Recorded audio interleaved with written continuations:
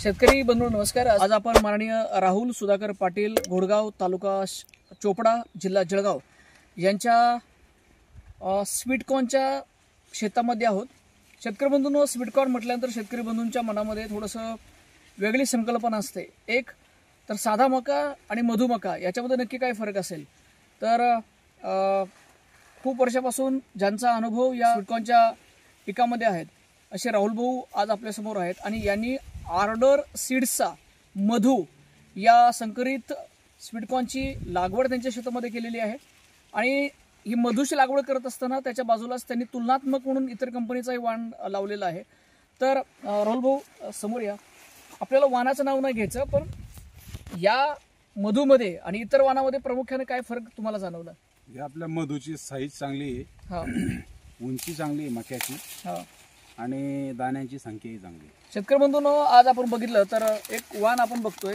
सगळ्यात महत्त्वाचं म्हणजे हा मधु जो आहे, एक स्वीटकॉर्नमध्ये शेतकऱ्यांची प्रमुख मागणी जी असते, आज जवळजवळ याची लागवड जी आहे ती 24-25 मेला आपण केली होती।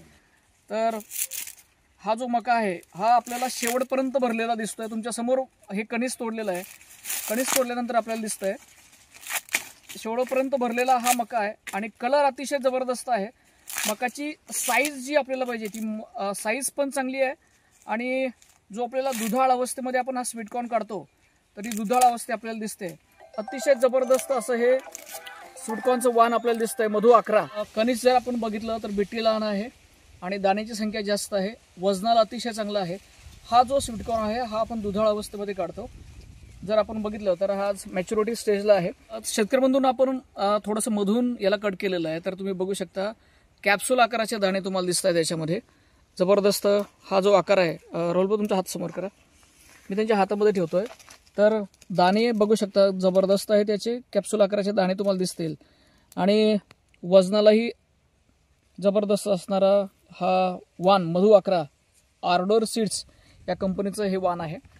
तर हे वाण लागवड करत असताना 2 बाईकवर आपण सरासरी लागवड करतो आणि स्वीटकॉर्नमध्ये ज्यावेळेस आपण सर्वप्रथम लागवड करतो त्यावेळेस बऱ्याच वेळा तर फुटवे खालून निघलेले दिसतात।